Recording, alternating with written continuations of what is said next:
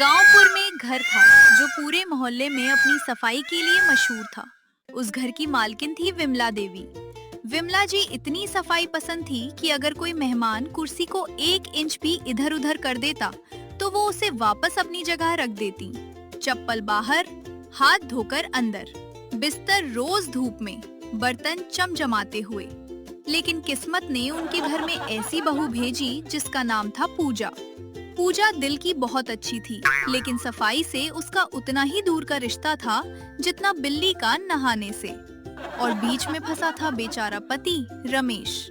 सुबह के 5 बजे विमला जी झाड़ू लगा रही थीं, 6 बजे पोछा, 7 बजे नाश्ता, 8 बजे तुलसी पूजा। लेकिन बहू का कमरा अभी भी बंद था। रमेश बेटा, बहू को उठा दो। माँ, मैंने 3 बार कोशिश की। फिर पहली बार उसने कहा 5 मिनट, दूसरी बार 10 मिनट, तीसरी बार बोली अगली जन्म में। रमेश कमरे में गया। पूजा उठो। अभी तो आंख बंद की थी। रात के 12 बजे सोई थी। नींद की कोई टाइम लिमिट नहीं होती। आखिरकार 10 बजे पूजा बाहर आई।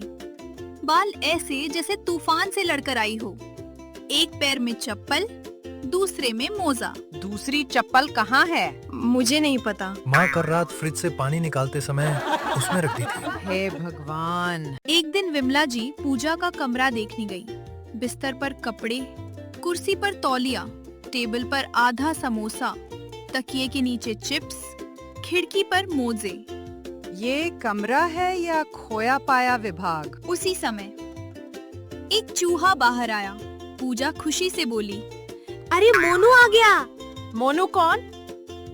मेरा दोस्त। माँ, ये इसे बिस्किट खिलाता है। विमला बेहोश होते होते बची। बहू, आज चाय बना दो। जी माँ जी।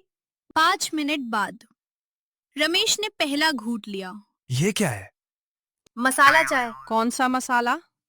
इलायची नहीं मिली तो गरम मसाला डाल दिया। और चीनी? वो खत्म थी तो गुड़ डाल दिया। माँ, मुझे मेरी वसीयत लिखनी है। एक दिन विमला ने सफाई की क्लास ली। बहू, आज से सफाई की ट्रेनिंग शुरू। सर्टिफिकेट भी मिलेगा।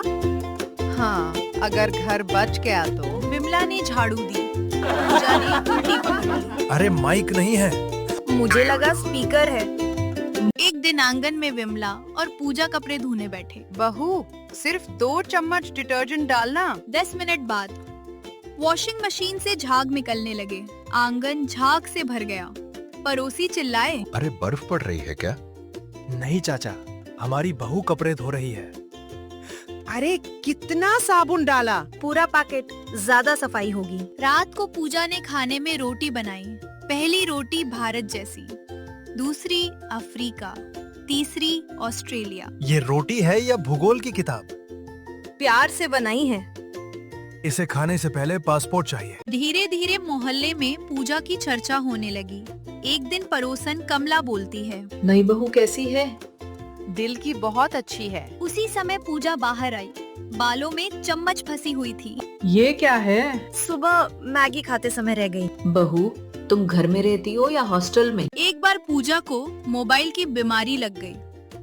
पूजा हर समय मोबाइल चलाती थी। खाना बन गया? रील देख रही हूँ। बर्तन? रील खत्म होने दो। अगर मोबाइल से खाना बनता तो हम राजा होते। एक दिन पूजा ने 5 मूली के पराठे खा लिए। रात में पेट अजीब लग रहा है। मुझे डर लग रहा है। अचानक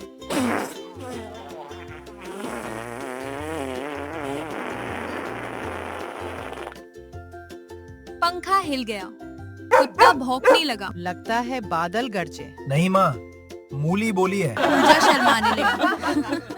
एक दिन जो कमरा सबसे साफ करेगा उसे 1000 रुपए मिलेंगे। पूजा खुश।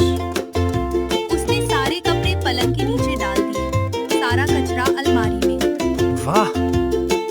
तभी अलमारी खुली, कपड़े बाहर गिरे। एक मोजा रमेश के मुंह पर आकर गिरा। माँ, ये एक दिन घर पर मेहमान आने वाले थे। मेरी बहन आ रही है। मैं सब संभाल लूंगी। मेहमान आए। चाय में नमक, पकौड़े जले हुए और दही फ्रिज में नहीं था। दही कहाँ है? मैंने गलती से फ्रीजर में रख दिया। माँ, मुझे लगता है पूजा को सफाई से एलर्जी है। ऐसा कुछ नहीं। आज तुम झाड़ू लगाओ मम्मी जी, मेरी कमर दर्द कर रही है। तो बर्तन धो लो, हाथ दर्द, पोछा लगा लो। घुटना दर्द। माँ, इसका पूरा शरीर काम के समय ही दर्द करता है। लेकिन एक दिन कुछ ऐसा हुआ जिसने पूजा को बदल दिया। विमला जी को बुखार हो गया। अब पूरा घर पूजा को संभालना था।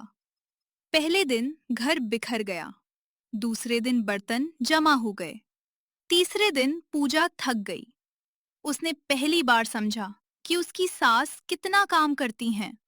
पूजा रोते हुए मम्मी जी, मैं आपकी मेहनत नहीं समझ पाई।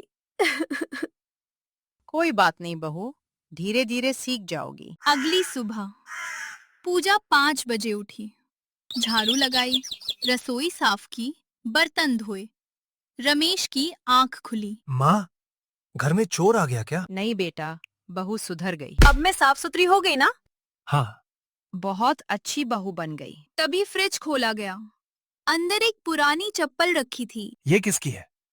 ओह, मेरी शादी वाले दिन वाली। तीनों हंसने लगे। घर में अब सफाई भी थी और हंसी भी।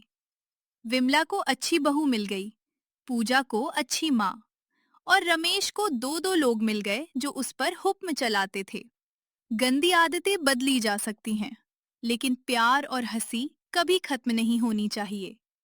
परिवार वही है जहां लोग एक दूसरे को बदलने की जगह समझना सीखते हैं। For more such videos, subscribe to orange TV.